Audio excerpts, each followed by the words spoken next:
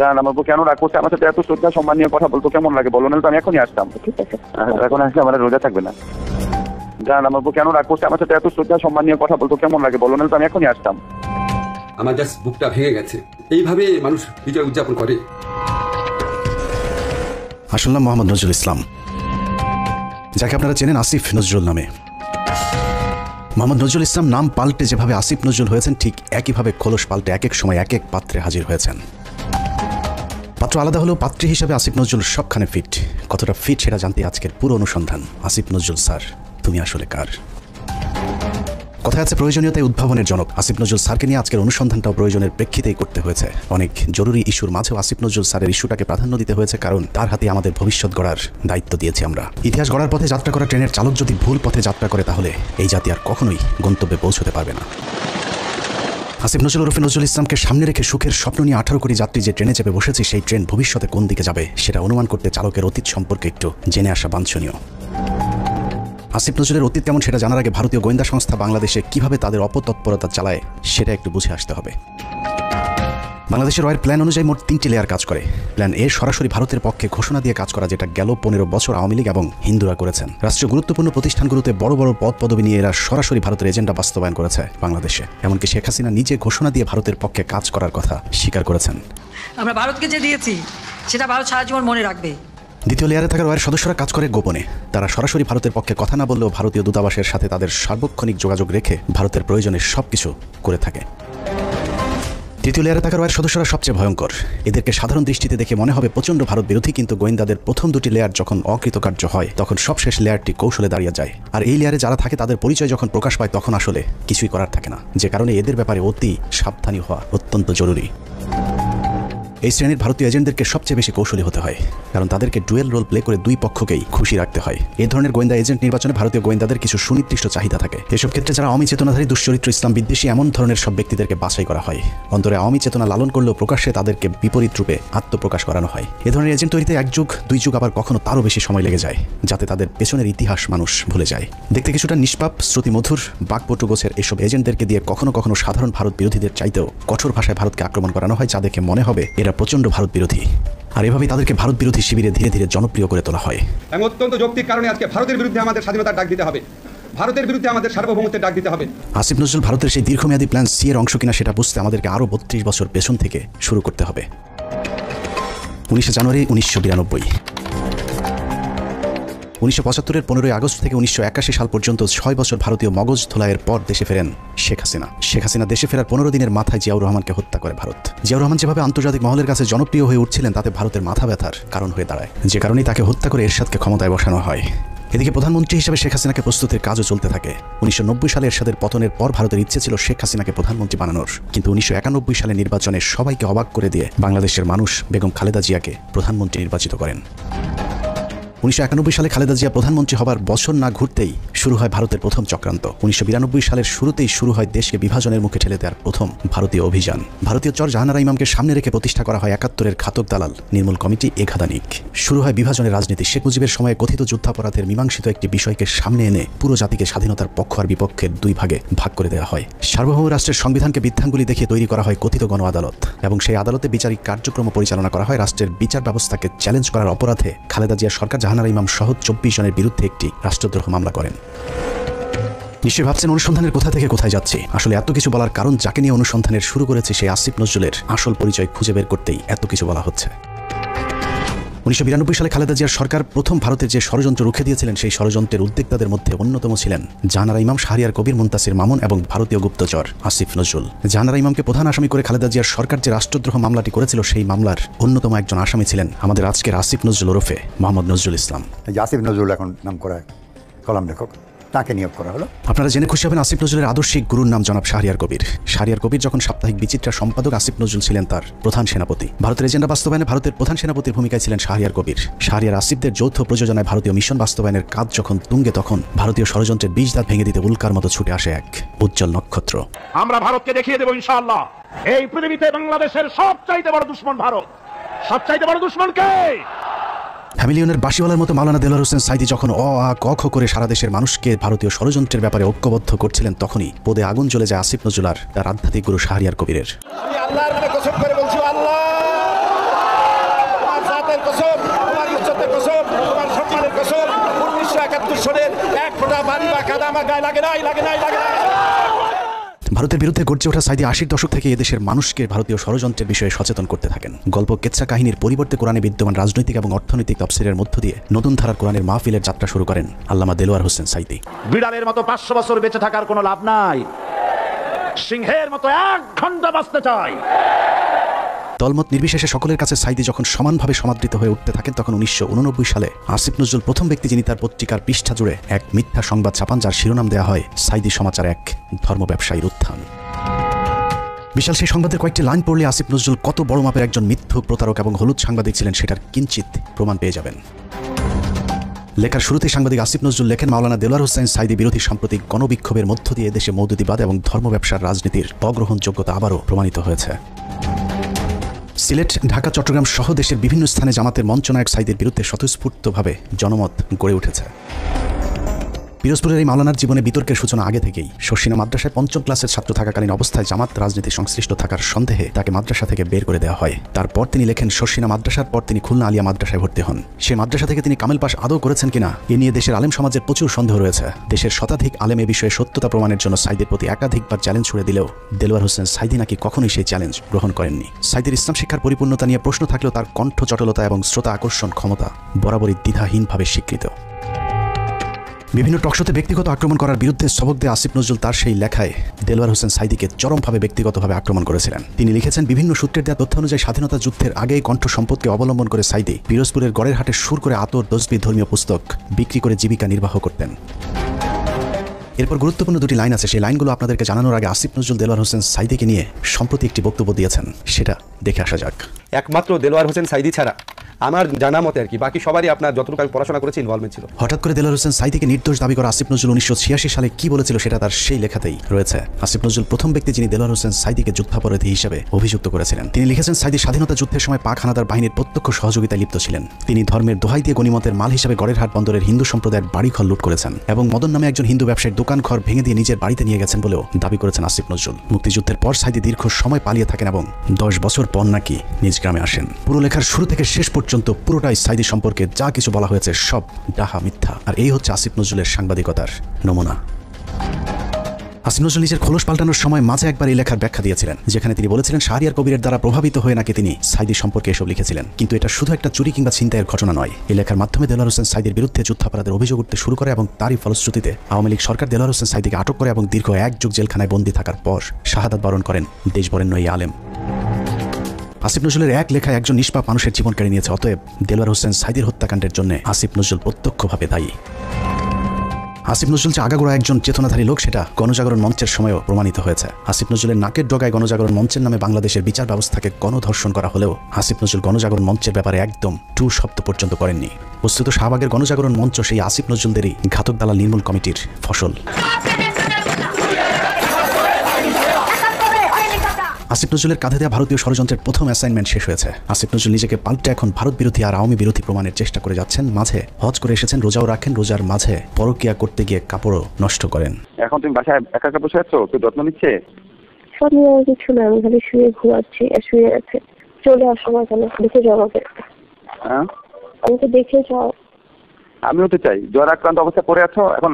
আমি আসলে ইয়ে তো কেউ থাকে না কেন তোমার পাশে এখন? আসলে দেখে যাও আমাকে। আসতে চাই, তোমাকে স্বপ্ন দেখতেছিলাম। জান আমার বউ কেন রাগ করছে? আমার সাথে এত শ্রদ্ধা সম্মান নিয়ে কথা বলতো কেমন লাগে বলো, নাহলে তো আমি এখনই আসতাম। চলে আসো, এখন তো আসবে না বাসায়। তোমার গাড়ি নাই? না গাড়ি নাই, এগুলো আসো না। তবু আসবে না, এখন বাসার মধ্যে একটু জানলেই আসবে আসতে। ওকে ঠিক আছে, এখন আসলে আমার রোজা থাকবে না। আরেকজনের বউয়ের জ্বরে সেবার হাত বাড়িয়ে দেওয়া সমাজসেবক আসিফ নজরুল যে এখনো ভারতীয় জ্বর, চলুন তার আরও প্রমাণ দেখা যাক। রমনা বটমূল সারা দেশে সিরিজ বোমা হামলা, নারায়ণগঞ্জ গ্রেনেড হামলা থেকে শুরু করে বাংলাদেশে ভারতীয় গোয়েন্দা সংস্থার যে কটি বড় চক্রান্ত হয়েছে তার মধ্যে একটি 21শে আগস্ট গ্রেনেড হামলা। কতটা সূক্ষ্মভাবে 21শে আগস্টের ঘটনা ঘটিয়েছে তা নিয়ে আমাদের একটি অনুসন্ধান চলছে, যা কিছুদিনের মধ্যেই প্রকাশ করা হবে।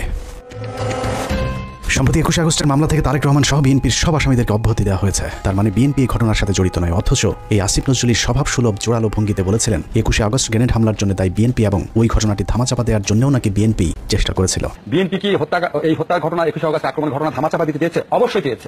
তারা জঘন্য রকম ভাবে ধামাচাপা দিতে চেয়েছে, হাস্যকরভাবে ধামাচাপা দিতে চেয়েছে। এখন প্রশ্ন হলো আসিফ নজরুলের বক্তব্য কোনটা সঠিক? বিএনপি দোষী নাকি বিএনপি নির্দোষ? যদি এখন বিএনপির চাপে তারেক রহমানকে অব্যাহতি দিয়ে থাকে তাহলে তার পদত্যাগ করা উচিত। আর যদি আগের বক্তব্য মিথ্যা হয় তাহলে সেই মিথ্যা তিনি কার পরামর্শে বলেছিলেন সেই জবাব জনগণের সামনে দিতে হবে। আসলে আসিফ নজরুল আগে যা বলেছিলেন সেটাই তার আসল চরিত্র। এখন তিনি যা করছেন সেটা তার অভিনয় উপরে উপরে নিজেকে আওয়ামী এবং ভারত বিরোধী প্রমাণের জন্য রক্ত গরম করার কথা বললেও আসিফ নজরুল আসলে একজন ভারতীয় জ্বর এবং তিনি যা কিছু করেন সবকিছু ভারতীয় থিঙ্ক ট্যাঙ্ক, টেলি স্টার এবং প্রথম আলোর অফিস থেকেই করানো হয়। অনেকেরই মনে হতে পারে আসিফ নজরুল আগে খারাপ থাকলেও এখন ভালো হয়ে গিয়েছেন, কিন্তু চলুন দেখা যাক আসিফ নজরুল আসলেই ভালো হয়েছেন কিনা। আমার জাস্ট বুকটা ভেঙে গেছে। এইভাবে মানুষ বিজয় উদযাপন করে।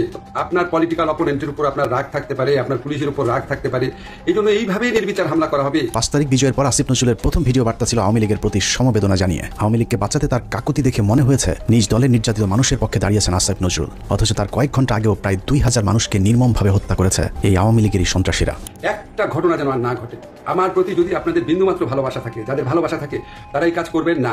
আসিফ নজরুল সেই উপদেষ্টা যার কার্যালয় থেকে শেখ মুজিবের ছবি নামাতে সবচেয়ে বেশি সময় লেগেছে। আসিফ নজরুলের বাসায় প্রায় 2 মাস পালিয়েছিলেন সামন্তলাল সেন, যিনি জ্বালাও পোড়াও নাটকের মূল হোতা। আসিফ নজরুল তার চাচা শ্বশুর জাফর ইকবালকে আটক না করে দেশ থেকে পালিয়ে যেতে সুযোগ করে দিয়েছেন। অথচ 5 তারিখের 1 সপ্তাহ আগে যিনি আন্দোলনকারী ছাত্রদেরকে পাকিস্তানি রাজাকার বলে সরকারকে ছাত্র হত্যায় উস্কে দিয়েছিলেন।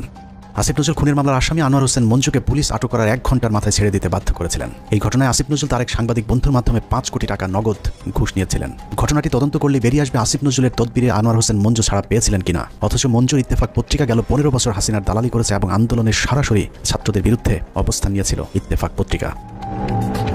আসিফ নজরুল সেই উপদেষ্টা যার ইশারায় সাবির হোসেন চৌধুরী সহ একের পর এক আওয়ামী লীগের হত্যা মামলার আসামিরা জামিনে ছাড়া পাচ্ছেন। সূত্র জানিয়েছে প্রতিটি জামিনে আসিফ নজরুল মোটা অঙ্কের টাকা নিচ্ছেন। সব শেষ ঝিনাইদহের বিচারক জামিন দিতে না চাইলে তাকে ছুটিতে পাঠানোর ভয় দেখিয়ে ঝিনাইদহের আওয়ামী লীগের সাবেক এমপিকে জামিন দিতে বাধ্য করেন আসিফ নজরুল। ঝিনাইদহে নাশকতা ও হত্যা মামলায় গ্রেপ্তার আওয়ামী লীগের সাবেক 2 সংসদ সদস্যকে অন্তর্বর্তীকালীন জামিন দিয়েছে আদালত। আসিফ নজরুলের চাপে বিভিন্ন থানায় মামলা নিতে গড়িমসি করছে পুলিশ, কারণ আসিফ নজরুল গণহারে আসামিদের বিরুদ্ধে মামলা না দেওয়ার জন্য আওয়ামী লীগের পক্ষে দাঁড়িয়েছিলেন। তার দাবি শত শত মানুষের বিরুদ্ধে মামলা দেওয়া যাবে না। অথচ আন্দোলনের সময় আওয়ামী লীগের হাজার হাজার সন্ত্রাসীরা ছাত্র হত্যায় অংশ নিয়েছিল। অথচ আসিফ নজরুল গণহারে মামলার বিপক্ষে। ঢালাও মামলার একটা খুব মারাত্মক একটা প্রকোপ দেশে দেখা দিয়েছে, আমাদেরকে অত্যন্ত বিব্রত করে। এরই মধ্যে যেসব হত্যা মামলা হয়েছে তার অধিকাংশ আসামিকে ধরার কোনো তৎপরতা নেই। প্রায় সবখানে আওয়ামী লীগের লোকজন যেভাবে বুক ফুলিয়ে ঘুরে বেড়াচ্ছে তাতে মনে হচ্ছে এ যেন দেখার কেউ নেই। 15ই আগস্ট জাতীয় দিবস বাতিল করা হয়েছিল, সেই রায় স্থগিত করা হয়েছে আসিফ নজরুলের নির্দেশে। সবচেয়ে ভয়ঙ্কর বিষয় হলো যে ছাত্রদের প্রতিনিধি হিসেবে আসিফ নজরুল উপদেষ্টার পদ বাগিয়ে নিয়েছেন। সেই ছাত্রদের কতজন জুলাই হত্যাকাণ্ডে নিহত হয়েছিলেন তাদের সংখ্যাও এখন পর্যন্ত সঠিকভাবে গণনা করা হয়নি। যারা আহত হয়েছিল তাদেরও খোঁজ নিচ্ছে না সরকার। উন্নত চিকিৎসার অভাবে আহত অনেকে মৃত্যুর দিকে এগিয়ে যাচ্ছে। অথচ আগস্টেই বলা হয়েছিল তাদেরকে উন্নত চিকিৎসার জন্য বিদেশে পাঠানো হবে। বাস্তবে এখন পর্যন্ত একজনকেও বিদেশে পাঠানো হয়নি উন্নত চিকিৎসার জন্য। আমার এই শরীরে আমি কি করতে পারবো? তার হাত নাই, সেই শরীরে কি করতে পারবো? পা নাই, তার শেখ এখানে দেখেন চোখে অনেক গুলি আছে। আমার এলাকাতে আমার ছোট ভাই আমার একসাথে আন্দোলন করছে, ওর মাথার ভিতরে এখনো 2টা গুলি আছে। ইস্তিয়াক না, ও কি করবে? আমাদের পুনর্বাসনের একটা ব্যবস্থা করা উচিত। কি কথা আছে? তো কি কথা আছে ওগুলো? আমরা কি উন্নয়নের, আমরা কি আর কি দেশ সংস্কারের অংশ না? এদেরকে এইভাবে অমূল্য, এদেরকে টিস্যু হিসেবে এখন ফেলে দেওয়া হয়েছে। টিস্যু, এরা এখন টিস্যু। আমিও আন্দোলনে ছিলাম, হয়তো আল্লাহ আমার শরীর সুস্থ রাখছে, আমি আল্লাহর কাছে লাখো শুকরিয়া করি। কেন লাখো শুকরিয়া করি জানেন? কারণ আমি যদি গুলি খেতাম, আমি যদি আহত হইতাম, কেউ দেখতে আসতো না আমাকে, কেউ দেখতে আসতো না আমাকে। আজকে এদের প্রত্যেককে আজকে এখানে দাঁড়ায় তাদেরকে আন্দোলন করতে হচ্ছে। কেন তারা আন্দোলন কেন করবে? বিডিআর হত্যাকাণ্ডের মূল রহস্য উদ্ঘাটনে একটি কমিশন গঠন করার কথা থাকলেও সেটা এখনো পর্যন্ত করা হচ্ছে না। জানা যায় আসিফ নজরুলের প্রভাবে আটকে আছে বিডিআর হত্যাকাণ্ডের তদন্ত কমিটি গঠন। আমি major Mohammad Zahidi Ahsan Habib, retired, BDR হত্যাকাণ্ডের একজন প্রত্যক্ষদর্শী। বহুদিন আগে থেকে শুনে আসছি বিডিআর হত্যাকাণ্ডের পুনর্বিচার শুরু হবে, কিন্তু আজ পর্যন্ত কোনো অগ্রগতি দেখতে পাইনি। এই পিলখানা হত্যাকাণ্ড, যে পিলখানা হত্যাকাণ্ডের সাথে সরাসরি আওয়ামী সরকার বা ভারতীয়রা জড়িত ছিল, সেই পিলখানা হত্যাকাণ্ডের বিচারে কোনো অগ্রগতি এখনো নাই। গত 4 মাস 4টি ডেট পড়ার পরেও তারা মুক্তি পায় নাই। কোর্ট বিভিন্ন অজুহাতে জামিন শুনানি দীর্ঘায়িত করছেন। এদিকে পিলখানা হত্যাকাণ্ডে বলির পাঠা বিডিআর জওয়ানদের মামলায় 5 তারিখের পর 3টি জামিন শুনানি হয়েছে। প্রথমটিতে আসিফ নজরুল পিপি নিয়োগ দেওয়ার সময় পায়নি। দ্বিতীয় শুনানির একদিন আগে পিপি নিয়োগ দেওয়া হলেও পিপি নাকি মামলার নথি দেখার সময় পাননি। আর তৃতীয় শুনানিতে নথি পড়ার জন্য আরও কয়েকদিন সময় চেয়েছেন রাষ্ট্রপক্ষ। এভাবে হাইকোর্ট দেখানো হচ্ছে দেশপ্রেমিক জওয়ানদেরকে। 5 তারিখের পর এরই মধ্যে 2 জন বিডিআর জওয়ানের জেলখানায় রহস্যজনক মৃত্যু হয়েছে। এতে বিডিআরের অন্য সদস্যরাও আতঙ্কে আছেন বিডিআর হত্যাকাণ্ডের ঘটনা ধামাচাপা দিতে তাদেরকেও ধীরে ধীরে অসুস্থতার নামে হত্যা করা হতে পারে। একইভাবে তারেক রহমানের মামলাগুলোতেও নানাভাবে জটিলতা তৈরি করে রাখা হয়েছে।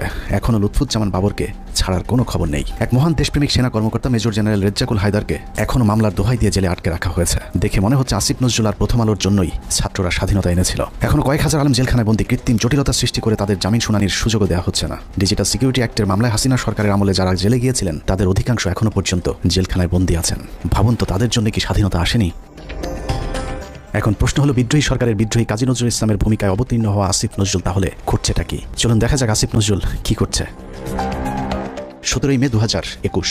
রাষ্ট্রীয় গুরুত্বপূর্ণ নথি অনুমতি ছাড়া ছবি তোলা ও সংগ্রহের অভিযোগে প্রথম আলোর জ্যেষ্ঠ প্রতিবেদক রোজিনা ইসলামকে শাহবাগ থানায় সোপর্দ করেছে স্বাস্থ্যসেবা বিভাগ। সাংবাদিক রোজিনা ইসলামকে কারাগারে পাঠিয়েছে ঢাকার সিএমএম আদালত। বাংলাদেশের ইতিহাসে প্রথমবারের মতো জাতীয় সংবাদপত্রের একজন সাংবাদিক চুরির দায়ে আটক হয়েছিল। চোরের নাম প্রথম আলোর সাংবাদিক রোজিনা ইসলাম। স্বাস্থ্য খাতে লুটপাট আর দুর্নীতির সাথে জড়িত রোজিনাকে মনে করা হয় স্বাস্থ্য খাতের মাফিয়া। রোজিনার ভাগ ছাড়া স্বাস্থ্য মন্ত্রণালয়ে কোনো প্রকল্প বাস্তবায়ন করা একদম অসম্ভব। মন্ত্রণালয়ে রোজিনার চেয়ে তার ভাই আর স্বামীর ক্ষমতা নাকি আরও অনেক বেশি। স্বাস্থ্য মন্ত্রণালয়ে কেউ তার কথার বাইরে গেলেই তার বিরুদ্ধে নিউজ করার হুমকি দিয়ে ঠান্ডা করে রাখা হয়। তাকে দিয়ে স্বাস্থ্য মন্ত্রণালয়ের সব স্বার্থ উদ্ধার করে থাকে প্রথম আলোর মতিউর রহমান। কিন্তু কথায় আছে, চোরের 10 দিন গৃহস্থের একদিন। বারবার ধান খেয়ে যাওয়া ঘুঘু রোজিনাকে বধ করা হয় 17 মে 2021 সালে। সচিব সাহেবের পাশে যে রুম আছে সেই রুমে তো ফাইল টাইল রাখা আছে। ওই রুমে ঢুকে ওই ফাইলের ছবিগুলো তুলতেছিল এবং কিছু ফাইল উনি নিজে নিয়েছিল। মন্ত্রণালয়ের একটি সূত্র জানিয়েছে, পুলিশ রোজিনাকে কাজের লোক মনে করে আটক করেছিল। কাজের লোকের মতো দেখতে রোজিনা কেন ফাইল ঘাটাঘাটি করছেন এটা চোখে পড়তেই পুলিশ তাকে আটকায়। পুলিশের কাছে বারবার নিজেকে সাংবাদিক পরিচয় দিলেও রোজিনার বেশভূষা দেখে পুলিশ তা বিশ্বাস করেনি। রোজিনা যতক্ষণে নিজেকে সাংবাদিক প্রমাণ করেছে ততক্ষণে মন্ত্রণালয়ের ঊর্ধ্বতন কর্মকর্তারা হাজির। তারা এসে দেখলো একজন ব্যক্তি ওখানে ফাইলের ছবি তুলতেছে এবং ফাইল কিছু নামাইয়া ব্যাগে ঢুকাইছে, শরীরেও ঢুকাইছে। রোজিনার পাজামার নিচ থেকে বের করা ফাইল দেখে সচিব উপসচিবদের মাথা ঘুরতে থাকে, কারণ এই ফাইল এমন এক চুক্তির যে চুক্তি বাংলাদেশ সরকার আমেরিকা এবং ভারতকে না জানিয়ে চীনের সাথে করেছিল। ভারতকে টাকা দিয়ে ফাইজারের টিকা না পেয়ে চীনের সিনোফার্মের টিকা কেনার চুক্তি করে বাংলাদেশ। সেই খবরেই ক্ষিপ্ত হয় ভারতীয় চর প্রথম আলো কর্তৃপক্ষ। চুক্তির বিষয়টি ভারতকে জানানোর জন্যই রোজিনাকে চুরি করে ফাইলে ছবি আনতে পাঠিয়েছিল মতিউর রহমান। কিন্তু পুলিশ দেখে চুক্তির সেই কাগজ রোজিনা তার ভেতরে ঢুকিয়ে ফেলেছিল। এই ফাইলগুলো ছিল টিকা সংক্রান্ত। আমরা যে রাশিয়ার সাথে টিকা চুক্তি করছি, চায়নার সাথে টিকার চুক্তি করছি। গ্যারান্টি দিয়ে বলে রাখলাম, প্রথম আলো রোজিনা সচিবালয় থেকে ফাইল চুরি করেছিল এবং এখানে এক ফোঁটাও মিথ্যে নেই। অথচ উপদেষ্টা হিসেবে আসিফ নজরুল প্রথম কার্যদিবসে রোজিনার মামলাটি খারিজ করে দেওয়ার আশ্বাস দেন। পরদিন মামলাটি খারিজ হয়ে যায়। প্রায় 3 বছর পর অফিসিয়াল সিক্রেটস অ্যাক্টে করা মামলা থেকে অব্যাহতি পেয়েছেন প্রথম আলোর বিশেষ প্রতিনিধি রোজিনা ইসলাম। 2019 সালের 1 November Dhaka residential model school and কলেজে প্রথম আলোর কিশোর ম্যাগাজিন কিশোর আলোর বর্ষপূর্তি অনুষ্ঠানে বিদ্যুৎ পৃষ্ঠ হয়ে 9ম শ্রেণীর শিক্ষার্থী নাইমুল আবরার নিহত হন। ওই ঘটনায় আবরারের বাবা একটি হত্যা মামলা দায়ের করেন, যে মামলায় প্রথম আলোর সম্পাদক মতিউর রহমান সহ 10 জনের বিরুদ্ধে গ্রেপ্তারি পরোয়ানা জারি হয়েছিল। আবরারের বাবাকে ভয়ভীতি দেখিয়ে ক্ষমতার জোরে মামলাটি আগেই স্থগিত করে রেখেছিল প্রথম আলো। যাবতীয় মুভমেন্ট তাদের দ্বারা নিয়ন্ত্রিত ছিল। আমি যেটা মনে করি যে এর দায়ভার কিশোর আলোকে অবশ্যই নিতে হবে।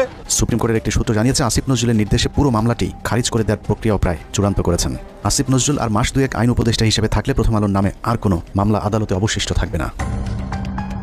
এখন প্রশ্ন হলো, আসিফ নজরুল কি শুধুই প্রথম আলোর সাংবাদিকদের বাঁচানোর জন্য উপদেষ্টা হয়েছেন? উনি কি জানেন এদেশে কত সাংবাদিক আওয়ামী লীগের বিরুদ্ধে কথা বলার কারণে দেশ ছেড়েছেন? এই প্রতিবেদন লেখা পর্যন্ত আইন মন্ত্রণালয়ের একজন পিওনও আমাদের কাউকে ফোন করার সময় পায়নি। উল্টো প্রথম আলোর বিরুদ্ধে আমরা কোনো কথা বলেই মতির পক্ষে হামলে পড়েছেন আসিফ নজরুল সহ তার কিছু উচ্ছিষ্টভোগী। আমি স্পষ্ট বলতে চাই যে প্রথম আলো পত্রিকা তাদের সামনে, ওখানে ডিবি মুনির ছিলেন এবং তার বস ছিলেন এই পুলিশের সাবেক আইজিপি। তিনি তখন ছিলেন ঢাকা মেট্রোপলিটনে, তিনি পুলিশ কমিশনার ছিলেন। তো ওনারা আমাকে একটু মনে করছিলেন হুজুর টাইপের মানুষ, খাবার টাইপের হতে ভাবছিলেন। হাত করার পরে আমাকে একটু দূরে দাঁড়িয়ে ছিলেন। ওখান থেকে আমি পরিষ্কার দেখতে পাচ্ছিলাম যে প্রথম আলো পত্রিকা আমাদের সামনে লেখা এবং শিরোনামটা আমি দেখে ফেললাম। ওখানে লেখা আছে যে আমেরিকান এমবেসি ভারত দূতাবাসে আক্রমণের পরিকল্পনায় চট্টগ্রাম থেকে এই জঙ্গিদেরকে গ্রেপ্তার, একদম হেডলাইন এটা। তো এরপর ধারাবাহিক যে ঘটনা ঘটলো, এই আমাকে রাতের গভীরে জিজ্ঞাসাবাদ করা হতো, বিভিন্ন সময় জিজ্ঞাসাবাদ করা হতো। আমার সাথে আমার স্কুলের আরও 2জন টিচার ছিলেন, কখনো সম্মিলিত কখনো একা একা আমাদেরকে জিজ্ঞাসাবাদ করা হতো। আমার সাথে যেটা করছে সেটা আমি দেখছি যে ওনারা বিভিন্ন জিজ্ঞাসাবাদের সময় বিভিন্ন মিডিয়ার সাথে তারা পুরো আলাপ। প্রথম আলোর বিরুদ্ধে নিরীহ মানুষকে জঙ্গি সাজানোর অভিযোগ নিয়ে 15 মিনিটসের পক্ষ থেকে একটি অনুসন্ধান করা হয়েছিল। গুরুতর সেই অভিযোগ তুলে ধরার পর আসিফ নজরুল প্রথম ব্যক্তি যিনি প্রথম আলোর পক্ষে ফেসবুকে পোস্ট করেছিলেন। একই অনুসন্ধানে ভারতীয় রয়ের সদস্য কালবেলার সন্তোষ শর্মার বিরুদ্ধেও গুরুতর সব অভিযোগ করেছিল বাংলাদেশের শীর্ষস্থানীয় কয়েকজন আলেম। সেই ঘটনাকে কেন্দ্র করে ভুক্তভোগীরা কালবেলা কার্যালয়ে অভিযোগ দিতে চাইলে আসিফ নজরুল তথ্য মন্ত্রণালয়কে চাপ দিয়ে বিক্ষোভকারীদের বিরুদ্ধে একটি বিজ্ঞপ্তি দেন। তথ্য মন্ত্রণালয় সেই বিজ্ঞপ্তি দেওয়ার পর আসিফ নজরুল সেই বিজ্ঞপ্তি শেয়ার করে আমাদেরকে হুমকি দেন, যদিও সংশ্লিষ্ট মন্ত্রণালয়ের উপদেষ্টা নাহিদ ইসলামও সেই বিজ্ঞপ্তি শেয়ার করার প্রয়োজন মনে করেননি। প্রশ্ন হলো, আসিফ নজরুলের আগ বাড়িয়ে কেন সেই বিজ্ঞপ্তি শেয়ার করতে হলো? আসিফ নজরুল এবং প্রথম আলোর প্রভাব কতটা শক্তিশালী সেটা বুঝতে দুটি ঘটনা তুলনা করা যাক। ডক্টর মোহাম্মদ ইউনূসের সরকার গঠনের পর ব্রিগেডিয়ার জেনারেল এম শাখাওয়াত সরকারের মুখপাত্রের ভূমিকায় ছিলেন। এটা অনেক বড় পার্টি এবং I have lot of respect for Awami League. বঙ্গবন্ধুর স্বপ্ন ছিল নষ্ট করবেন না, এটা আপনার নষ্ট করার কোনো অধিকার নাই। পার্টিকে রিঅর্গানাইজ করেন, পলিটিক্যাল পার্টির মতো যেভাবে থাকে, ইলেকশন আসলে ইলেকশন কন্টেস্ট করবেন। আওয়ামী লীগের পক্ষে শাখাওয়াতের এক বক্তব্যে মন্ত্রণালয়ে ছাড়তে হয়েছে প্রভাবশালী উপদেষ্টাকে। এবার চলুন প্রথম আলো আর আসিফ নজরুল কত শক্তিশালী সেটা দেখা যাক। 5 মিনিটের লেগে তুই খালি আয়া পর তোরে মাইরা আমি ঘুমামু ভাই, আমার ঘুম হয় না। তোরে মাইরা ঘুমামু তুই তো আয় ভাই, তুই নিশুদে না তোর মায়ে ঘুমায়, তোর মায়ে। নাটক চলচ্চিত্রের মাধ্যমে পরকীয়া সমকামিতা থেকে শুরু করে ইসলাম বিদ্বেষ সমাজ ধ্বংসের অন্যতম মাস্টার মাইন্ড মোস্তফা সরওয়ার ফারুকী। মোস্তফা সরওয়ার ফারুকী সংস্কৃতি উপদেষ্টা হিসেবে শপথ নেয়ার পর দেশের শতভাগ মানুষ তীব্র প্রতিবাদ জানিয়েছিল। তারপরেও ফারুকীকে সরানো যায়নি, কারণ আসিফ নজরুল এবং প্রথম আলোর যুগ্ম সম্পাদক আনিসুলের অনেক পুরাতন নারী সাপ্লায়ার মোস্তফা সরওয়ার ফারুকী। আসিফ নজরুল দাবি করেছেন তিনি ফারুকের উপদেষ্টা হবার বিষয়ে কিছুই জানেন না, কিন্তু আমাদের হাতে আসা তথ্য বলছে আসিফ নজরুল ফারুকীর অনেক পুরাতন বন্ধু। প্রায় এক যুগ আগে ফারুকী এবং তিশার বিয়েতে হাতে গোনা যে কজন মানুষ দাওয়াত পেয়েছিলেন, আসিফ নজরুল সেই ভাগ্যবানদের মধ্যে একজন। মোস্তফা সরওয়ার ফারুকীর মন্ত্রণালয়টিও আসিফ নজরুলের নিজের ছেড়ে দেয় মন্ত্রণালয়। এবার প্রশ্ন আসতে পারে, ফারুকীর সাথে আসিফ নজরুলের সম্পর্ক আছে ঠিক আছে, কিন্তু প্রথম আলোর সাথে ফারুকীর সম্পর্কটা আসলে কি? এটাই আজকের অনুসন্ধানের সবচেয়ে গুরুত্বপূর্ণ বিষয়। আসিফ নজরুলের মতো হানি ট্র্যাপে পড়ে যারা প্রথম আলোর হয়ে কাজ করতে বাধ্য হন, তাদের জন্য প্রথম আলোর সবচেয়ে বড় ফাঁদ হচ্ছে মেরিল প্রথম আলো, এবং সেই সাথে সম্প্রতি যোগ হয়েছে চরকি নামে আরেকটি প্রথম আলোর ওটিটি প্ল্যাটফর্ম। চরকি নামক ওটিটির চক্করে ফেলে বিভিন্ন নায়িকার মডেলদের ক্যারিয়ার গড়ে দেওয়ার লোভ দেখে আসিফ নজরুলদের মতো খদ্দের সংগ্রহ করে প্রথম আলো। নায়িকা মডেলদের সাথে বিশেষ মুহূর্তের ভিডিও ধারণ করে আজীবনের জন্য জিম্মি করা হয় রাষ্ট্রের বিভিন্ন গুরুত্বপূর্ণ পদে থাকা ব্যক্তিদেরকে। এই ফাঁদ তৈরিতে সবচেয়ে গুরুত্বপূর্ণ ভূমিকা পালন করে রেদওয়ান রনি আর মোস্তফা সরওয়ার ফারুকী, যার আড়ালে থেকে সব কলকাঠি নাড়েন প্রথম আলোর সাংবাদিক আনিসুল হক। মোস্তফা সরওয়ার ফারুকীর মতো একজন লম্পট কিভাবে উপদেষ্টা হলেন সে বিষয়ে সিদ্দিকুর রহমানকে প্রশ্ন করা হয়েছিল। প্রশ্ন করতে অভিনেতা সিদ্দিকুর রহমান বলেন, সবই ভারতের খেলা।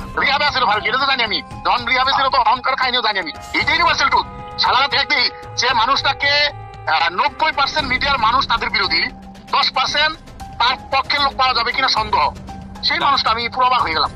তারা বানাইছে প্রথম আলো, এটা তো প্রথম আলো, বেসিক্যালি প্রথম আলো, বুঝছি এই লিস্টটা প্রথম আলো। উইকিপিডিয়ার তথ্য অনুযায়ী ট্রান্সকম গ্রুপের মালিকানাধীন মিডিয়া স্টার লিমিটেডের অধীনে প্রথম আলোর মাধ্যমে পরিচালিত চরকি নামক প্রতিষ্ঠানটির প্রধান পরিচালনা কর্মকর্তা রেদওয়ান রনি, আর চরকিতে সবচেয়ে বেশি কন্টেন্টের যোগানদাতা মোস্তফা সরওয়ার ফারুকী। নারী খেকো আনিসুল, ফারুকী আর রনি তিন মাফিয়ার হাতে জিম্মি হয়ে আছে বাংলাদেশের মিডিয়া জগৎ। প্রথম আলো চক্রের ফাঁদে পা দিয়ে অনেক অভিনেত্রী অন্ধকার জগতে জড়িয়েছে, আবার যারা তাদের ফাঁদে পা দিতে রাজি হয়নি তাদেরও ক্যারিয়ার ধ্বংস হয়ে গিয়েছে। তো আজকাল তো দেখা যাচ্ছে শেখ হাসিনার তারাইয়া যেই জিনিসটা হয়েছে, সেখানে সেই উপদেষ্টারা মানে উচ্ছিষ্ট করছে দেশটাকে। যেমন ফারুকীর জন্য যখন এই ডক্টর ইউনূস বাইরে গেল, রাস্তাঘাট ভাইঙ্গা মানে শেখ হাসিনার মতে তার বয়দায় হতে যাচ্ছে, সে নির্লজ্জভাবে নতুন উপদেষ্টাদের সাথে শপথ নিয়ে চাকরি করা শুরু করলেন, একদিনও চাকরি মিস করেন নাই। এই ফারুকী তো একটা সময় দেখতাম গান্দা ছাড়া কিছু খায় না, হ্যাঁ। তারপরে তার একটু উন্নত হলো অপিকরিমরে চাইনা, তার আগে বন্যার সাথে ছিল, তার আগে যে গান গাইছে কালী মহিলাটা ভুলে গেছে নামটা, ভুলে যায়। তারপরে সে এতটাই অমঙ্গলজনক ছিল যে তার ভাই ব্রাদাররা প্রথম 4 জন তো জীবন এরা আমরা যখন শুটিং করতেছি আশুতোষ জনের বাইনোকুলার, তিন্নিকে ওরা যৌন হয়রানি এবং তাকে শারীরিকভাবে মানসিকভাবে এতটাই ভারাক্রান্ত করছিল। মামুন আমাকে বলছে যে আপনার আশুতোষ জনের শুটিংটা বন্ধ করে দিই, এবং একাধার সাথে আমি তো গান খেতে দেখছি। পরবর্তীতে শুনলাম তিনি ফারুকী রিহাব করে আসছে। এটা আমার কথা না, এটা একদম আপনারা যারা ভীষণভাবে ওনার সাথে সম্পৃক্ত সিদ্দিক ওটা এখনও বলতেছে যাচ্ছে গেল। এই ফারুকীর কর্মকাণ্ড শুনবেন। আমি রাজীব নামে ওদের তখন ফার্স্ট 69-এর সময় একটা এটি খারাপ একটা কথা বলছে, আমি বললাম যে এই কথাটা তোমার মুখে মানায় না, তুমি কেন বললে যে এখান থেকে শিখছি। আমি উদাহরণস্বরূপ ওইখানকার এডি দিয়ে বললাম তো এইটা ওইটা। ফারুকী এতটাই মানে তখন গান তো ভুলে গেছে সবই, দরজা আটকাইয়া সব এদিগুলো রেখে আমাকে মাঝখানে এমন অপমান করলো, তো এরকম সেরকম। আমি না হতভম্ব হয়ে গেলাম। ওর এইটুকু মাপা ছিল না তখন, নন ম্যাট্রিক বা ম্যাট্রিক হইলে যা হয়, পড়াশোনা তো মানে বাদ বাধা কিছু নেই। পোটেনশিয়াল কি দিছে, 3 সাম 4 সাম, তারপরে মানে যা তা আর কি। আবার আমারটা সময় পরকীয়া, এখন আমার প্রেমের কথা বলতেই পারে। তো আগে বলবো আপনারা উচ্ছিষ্ট করেন না দেশটাকে। ফারুকী আমি মেনে নিলাম, অনেক শিল্পী তোমাকে বাধাই দিয়েছে। এভাবে প্রথম আলো কেন্দ্রিক এক সিন্ডিকেট গড়ে উঠেছে মিডিয়া পল্লীতে, যাদেরকে সুবিধা দিতে আসিফ নজরুলের মাধ্যমে ফারুকীকে উপদেষ্টা বানিয়েছে প্রথম আলো। যে কারণে হানি ট্র্যাপের শিকার আসিফ নজরুল সারা জীবন গণতন্ত্রের পক্ষে কথা বলেও গোটা দেশের মানুষের মতামতকে উপেক্ষা করে ফারুকীকে উপদেষ্টা করে রাখতে বাধ্য হন। বর্তমান সরকারের প্রথম আলো চক্রের আরেক গুরুত্বপূর্ণ সদস্য প্রধান উপদেষ্টা প্রেস সেক্রেটারি শফিকুল আলম। 5 আগস্টের আগে কখনো শফিকুলের নাম কেউ শুনেছেন কিনা তার সন্দেহ আছে। তারপরেও 15 বছর হাসিনার বিরুদ্ধে চুপ থাকা শফিকুল হঠাৎ করেই রং পাল্টে হয়ে গেলেন বিদ্রোহী সাংবাদিক। ডক্টর মোহাম্মদ ইউনূসের ভারত বিরোধী পলিসির কারণে শফিকুল আলম এখন ভারতের বিরুদ্ধে কথা না বললেও তিনি সরকারের ভেতরে বসেই ভারতের এজেন্ডা বাস্তবায়ন করছেন। 5 আগস্টের 4 দিন পর 9 তারিখে বাংলাদেশে হিন্দু নির্যাতনের মিথ্যে অভিযোগ তুলে শাহবাগে হিন্দুদের যে সমাবেশ হয়েছিল, সেই সংবাদ এফপিতে প্রচার করে তিনি প্রথম বাংলাদেশে হিন্দু নির্যাতনের বিষয়টি আন্তর্জাতিক স্বীকৃতি দিয়েছিলেন, যে বিষয়টি তিনি ফেসবুকে পোস্ট করেছেন। এছাড়া রাহুল আনন্দের বাড়িতেও আন্দোলনকারীরাই নাকি অগ্নিসংযোগ করেছে এমন মিথ্যা গুজবও তিনি তার ফেসবুকে ছড়িয়েছিলেন। ডক্টর ইউনূসের আদেশ মান্য করতে ইদানিং শফিকুল হিন্দুদের উপর নির্যাতনের বিষয়টি অস্বীকার করলেও প্রেস সেক্রেটারি হবার আগ পর্যন্ত তিনি হিন্দু নির্যাতনের মিথ্যা গুজব তার ফেসবুকে প্রচার করেছেন, যা এখনও তার ফেসবুক ওয়ালে গেলে পাওয়া যায়। শফিকুলের আসল পরিচয় জানতে তার কিছু পুরাতন ফেসবুক পোস্ট দেখলেই চলবে। 2020 সালে শেখ মুজিবের ব্যবহৃত জিনিসের প্রদর্শনীতে গিয়ে মুজিবের পছন্দের কালো কোট পরে ছবি পোস্ট করেছিলেন শফিক। অতীতে আওয়ামী প্রীতি এবং ইসলাম বিদ্বেষী এরকম অনেক পোস্ট রয়েছে শফিকুলের ফেসবুকে। 5 তারিখের পরেও অভ্যাসজনিত কারণে নিজের মুজিব প্রেম এবং ইসলাম বিদ্বেষী চিন্তার বহিঃপ্রকাশ ঘটছে তার বিভিন্ন লেখনীতে। 5 তারিখ শেখ মুজিবের মূর্তি ভাঙার ভিডিও শেয়ার করে শেখ মুজিবকে ইন্ডিপেন্ডেন্ট হিরো আখ্যা দিয়েছিলেন কথিত আওয়ামী বিরোধী সাংবাদিক শফিকুল আলম। আগস্টের 9 তারিখে শেখ মুজিবের নামের পরিবর্তে হযরত ইব্রাহিম আলাইহিস সালামের নামে এক্সপ্রেসওয়ের নাম পরিবর্তনে বেজায় কষ্ট পেয়েছিলেন শফিকুল আলম। শফিক লিখেছিলেন, শেখ মুজিবের নামের পরিবর্তে ইব্রাহিম আলাইহিস সালামের নাম দেওয়াটা একটা ফাজলামো। যারা মুজিবের নামের জায়গায় ইব্রাহিম আলাইহিস সালামের নাম চেয়েছেন তাদের বিচারের দাবি করে শফিকুল আলম লিখেছিলেন, যদি নাম পরিবর্তন করতেই হয় তাহলে ইব্রাহিমের নামের পরিবর্তে যোগেন্দ্রনাথ মণ্ডলের নাম দেয়া হোক। 15 বছর শেখ হাসিনা লুটপাটের উদ্দেশ্যে করা কোনো প্রকল্প নিয়ে শফিকের এত খারাপ লাগেনি যতটা মডেল মসজিদ করাতে লেগেছে। বিটিভি টকশোতে গিয়ে শফিক ক্ষোভ জানিয়ে বলেছেন, মডেল মসজিদ কেন বানাতে হবে? এই যে সরকারি ব্যয় আমার এত 560টা মসজিদ কেন করতে হবে? আমাদের মসজিদের কি অভাব পড়ছিল? বিএনপির ব্যাপারে চরম বিদ্রোহী শফিকুল আলম। 5 তারিখের পর বিএনপি 3 মাসের মধ্যে নির্বাচন চাইলে শফিকুল বলেছিলেন, বিএনপি হাসিনাকে ক্ষমতা থেকে নামায়নি, অতএব বিএনপির কথা মতো তত্ত্বাবধায়ক সরকার তাদের মেয়াদ নির্ধারণ করবে না। সবকিছুর পর এখানেও প্রশ্ন আসতে পারে, প্রথম আলোর সাথে শফিকুল আলমের সম্পর্কটা কি? শফিকুল আলম সবশেষ এএফপির বাংলাদেশ ব্যুরো চিফ হিসেবে কাজ করেছেন। প্রধান উপদেষ্টার প্রেস সচিব হওয়ার আগে তার জায়গায় তিনি প্রথম আলোর জঙ্গি বিষয়ক বিশেষ সাংবাদিক সাবিহা আলমকে বসিয়ে এসেছেন। যেই সাবিহার বিরুদ্ধে 15 মিনিটসের অনুসন্ধানে দেখানো হয়েছিল কিভাবে তিনি মেজর জিয়াউল হকের বাবাকে হুমকি দিয়ে মিথ্যে জবানবন্দি নিয়েছিলেন। আপনি বলছেন যে জিয়া হচ্ছে একরোখা এবং ধর্মান্ধ ছিল, এই বক্তব্যগুলিও আপনি কোন পরিস্থিতিতে দিচ্ছেন? তখন যে পরিস্থিতি ছিল ওই পরিস্থিতির শিকার হয়ে আমি তো বলতে পারি, এটা না হলে আপনাদের ওইটা মানে অত্যাচার হয়ে যেত। আমিও তো হয়তো আয়না করে থাকে। উনি বললো যে আমি সাংবাদিক ও news I vote against something, মানে উনি নাকি উনি বিশেষ সাংবাদিক বলে দিয়ে জানেন আপনারা কিন্তু ক্ষতি হতে পারে। যেহেতু আমি একটু চেক করতেছি বুঝলেন, মানে যদি আমি মানে ওনার পক্ষে অংশ না করি তাই আমার তো আয়না করে দিচ্ছে, মানে ফ্রিডম করে দেবে। প্রথম আলোর মতিউরের আরেক বন্ধু টিআইবির নির্বাহী পরিচালক ইফতেখারুজ্জামান, তাকে বসানো হয়েছে দুদক সংস্কার কমিশনের চেয়ারম্যানের পদে। 75 বছর বয়সী ইফতেখারুজ্জামান এক স্বৈর শাসক হিসেবে নিজের পদ আঁকড়ে বসে আছেন টিআইবিতে, যেখানে তার নিজের বিরুদ্ধে অভিযোগ রয়েছে টিআইবির রিপোর্ট জালিয়াতির। যেহেতু সরকারের সাথে ডক্টর ইফতেখারুজ্জামান বা টিআইবির যে নির্বাহী পরিচালক, ওনার সাথে কিন্তু সরকারের উচ্চ পর্যায়ে একটা গণমরম বা যোগাযোগ আছে। বিশেষ করে তখনকার প্রধানমন্ত্রী খুব প্রভাবশালী উপদেষ্টা জনাব এসপি ইমাম ও খরিদি বলা যায় উনি স্নেহভাজন ছিলেন। এখন অনেকটা বলা যায় এই সম্পর্কের কারণে আওয়ামী লীগ সরকার বা শেখ হাসিনা সরকার যাতে করে কোনো প্রকার ব্যয়কাটা না পড়ে এবং টিআইবিও যেন ঝুঁকিতে না পড়ে বা শেখ হাসিনার বিরাট ভাজন না হয়, তখন উনি যে কাজটা করেছেন এই রিপোর্টটাকে তামাদি করে দিয়েছেন। উনি প্রকাশ না করার জন্য সিদ্ধান্ত নিয়েছিলেন এবং এই রিপোর্টটা যদি প্রকাশ পেত তাহলে বাংলাদেশের মানুষ, বাংলাদেশের জনগণ এবং বাংলাদেশের বিভিন্ন পর্যায়ে যারা আছে বা দাতা সংস্থাগুলো জানতে পারতো যে বাংলাদেশে উচ্চ পর্যায়ে কিভাবে দুর্নীতিগুলো সংঘটিত হয়, আয়োজিত হয় এবং দুর্নীতির যে সাথে যুক্ত যারা মানে বলা যায় প্লেয়ার বা খেলোয়াড় তারা কিভাবে সেখানে খেলে, হ্যাঁ, কার কি রোল থাকে এবং সেটার প্রভাব কি আমাদের দেশবাসী খুব ভালোভাবে জানতে পারতো। টিআইবির সাবেক কর্মকর্তা রেজাউল করিমের করা কয়েকটি রিপোর্ট সহ বিগত আওয়ামী সরকারের বিরুদ্ধে করা গুরুত্বপূর্ণ কয়েকটি রিপোর্ট গায়েব করে দিয়েছিলেন ইফতেখারুজ্জামান। ইফতেখারের মাধ্যমে প্রথম আলো আসিফ নজরুল গং তাদের পছন্দের দুর্নীতিবাজ এক কর্মকর্তাকে দুদকের চেয়ারম্যান বানানোর অপতৎপরতা শুরু করেছেন। ইফতেখারুজ্জামানের নেতৃত্বে সংস্কার কমিশনের নামে কালক্ষেপণ করে দুর্নীতিবাজদের সম্পত্তি বিক্রি এবং হস্তান্তরের সুযোগ করে দেওয়া হয়েছে, অথচ অত্যন্ত সৎ এবং নীতিবান হিসেবে পরিচিত সাবেক বিচারক মোতাহার হোসেনের নাম প্রস্তাব করা হলেও আসিফ নজরুল সেটা আটকে রেখেছেন, কারণ মোতাহার হোসেনকে তিনি তারেক রহমানের ঘনিষ্ঠজন মনে করেন। আসিফ নজরুলের সাফ কথা, তারেক রহমানের ঘনিষ্ঠ কেউ দুদকের চেয়ারম্যান হতে পারবে না। 71 টিভির টকশো রিজার্ভ আলোচক জঙ্গি বিশেষজ্ঞ ভারতীয় আরেক রয়ের এজেন্ট ডেইলি স্টারের সাংবাদিক গোলাম মর্তুজা 2018 সালে নির্বাচনের আগেও তারেক রহমান আর খালেদা জিয়াকে জঙ্গিদের নেতা বলা মর্তুজা হঠাৎ করে আওয়ামী বিরোধী ভিডিও আপলোড করা শুরু করেন ইউটিউবে। সেখান থেকে প্রথমে ডেইলি স্টার, সবশেষ আসিফ নজরুল মাহফুজ আনামের তদবিরে যুক্তরাষ্ট্রের প্রেস সেক্রেটারির পদ বাগিয়ে নিয়েছেন আওয়ামী এই সাংবাদিক। আর এর সবকিছুই হচ্ছে ভারতীয় চক্র প্রথম আলো ডেইলি স্টারের পরামর্শে। হঠাৎ করে রং পাল্টানো গোলাম মর্তুজা আওয়ামী লীগের দালালিটা পুরোপুরি এখনো ছাড়তে পারেননি। দুদিন আগেও গোলাম মর্তুজা ডিবিসির টকশোতে বলেছেন সরকার শেখ মুজিবকে জাতির পিতা না মানলেও শেখ মুজিব নাকি আরও শক্তিশালী হয়ে ফিরে ফিরে আসবেন বাংলাদেশে। আর এটাই হচ্ছে সাংবাদিক গোলাম মুর্তজার আসল চেহারা। বঙ্গবন্ধু জাতির জনক হিসেবে যেভাবে ছিল সেভাবে থাকতে দিলেই সবচেয়ে ভালো হতো। বঙ্গবন্ধুকে ব্যবহার করা হয়েছে, সেই বঙ্গবন্ধুর আরেকবার মূল্যায়ন হবে এদেশে। এভাবে প্রথম আলোর সব আওয়ামী চেতনাধারী বুদ্ধিজীবীদেরকে সরকারের গুরুত্বপূর্ণ সব জায়গায় বসিয়ে প্রথম আলো আর ভারতের অবস্থানকে শক্তিশালী করছেন আসিফ নজরুল। আসিফ নজরুল যে মন থেকেই সবকিছু করছেন তা নয়, অনেক কিছু সে না চাইলেও করতে হচ্ছে, কারণ আসিফ নজরুল অনেক আগে থেকেই তার আলু আরেকজনের ক্ষেতে বর্গা দিয়ে রেখেছেন। এই আলুর দোষে পুরো আইন মন্ত্রণালয় এখন আওয়ামী লীগ দখলে নিয়েছে। আসিফ নজরুল যেন নীরব এক দর্শক। বিষয়টা একদমই হাস্যকর নয়। আপনি কি জানেন আসিফ নজরুলের ব্যক্তিগত সহকারীকে? আসিফ নজরুলের ব্যক্তিগত সহকারী হচ্ছেন শামসুদ্দিন মাসুম, যিনি তত্ত্বাবধায়ক সরকার ব্যবস্থা বাতিলের মূল হোতা সাবেক প্রধান বিচারপতি ABM খায়রুল হকের ব্যক্তিগত সহকারী ছিলেন। নরেন্দ্র মোদীর সবশেষ নির্বাচনে জয়ী হবার পর শেখ রেহানার সাথে সফর সঙ্গী হয়েছিলেন আসিফ নজরুলের পিএস শামসুদ্দিন মাসুম। আপনার কাছে নিশ্চয়ই অবাক লাগছে যে খায়রুল হকের কারণে বাংলাদেশের সব সংকটের সূচনা তার পিএস কিভাবে আসিফ নজরুলের পিএস হয়। শুধু পিএস নয়, আইন মন্ত্রণালয়ের সব কলকাঠি নাড়ছেন শামসুদ্দিন মাসুম। আসিফ নজরুলকে ভাঙিয়ে মাসুম এরই মধ্যে শুরু করেছেন ব্যাপক চাঁদাবাজি। মাসুমের বিরুদ্ধে অভিযোগ করেছে রেবেকা মোহাম্মদ মিমি নামে এক নারীকে বিয়ের আশ্বাস দিয়ে গর্ভে সন্তান দিয়ে ছুড়ে ফেলার। স্থানীয় একটি পত্রিকায় মিমি অভিযোগ করেছেন মাসুমকে বিয়ের জন্য চাপ দিলেও তিনি আইন উপদেষ্টা আসিফ স্যারের ভয় দেখাচ্ছেন। মিথ্যে মামলা দিয়ে মিমিকে জেলে ঢোকানোর হুমকিও দিচ্ছেন আসিফ নজরুলের ব্যক্তিগত সহকারী শামসুদ্দিন মাসুম।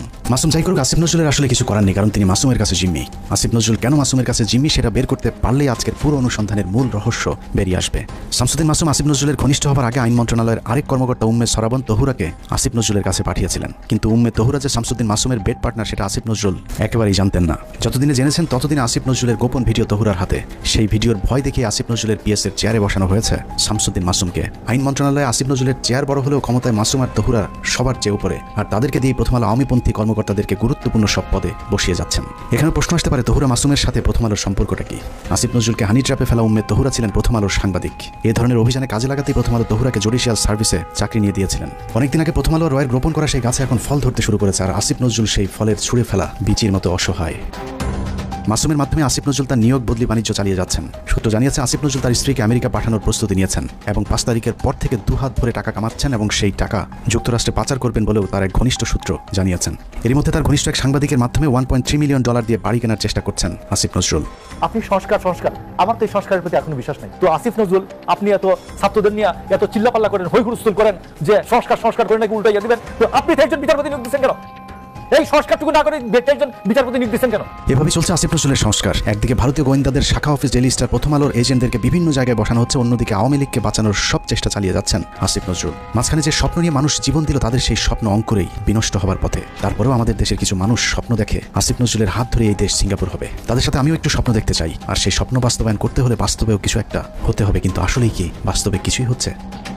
আসিফ নজরুল সারা জীবন প্রবাসীদের জন্য মায়া কান্না করে আসলেও কার্যত প্রবাসীদের জন্য কোনো পদক্ষেপ নেওয়া হয়নি, অথচ সেই মন্ত্রণালয়টি এখন তার অধীনেই। এখনো সৌদি, মালয়েশিয়া, সিঙ্গাপুর সহ মধ্যপ্রাচ্যে যেতে আগের মতোই বাড়তি টাকা গুনতে হয়। এখনো কেউ মারা গেলে তাদের লাশ আনার টাকাটাও ওই পরিবারগুলোর জন্য বোঝা হয়ে দাঁড়ায়। সারা বছর ভারতের বিরুদ্ধে কথা বলে বিডিআর হত্যাকাণ্ড ধামাচাপা দেওয়ার চেষ্টা করছে আসিফ নজরুল। বিডিআর জওয়ানদের ছাড়ার কোনো ব্যবস্থা নেই। আওয়ামী বিচারকেরা এখনো পর্যন্ত তাদের বিচার কার্য চালিয়ে যাচ্ছেন। আওয়ামী লীগ আমলে জেলে যাওয়া রাজনৈতিক বন্দীরা এখনো জেলে পচে মরছেন, অথচ আসিফ নজরুলের কোনো ভ্রুক্ষেপ নেই।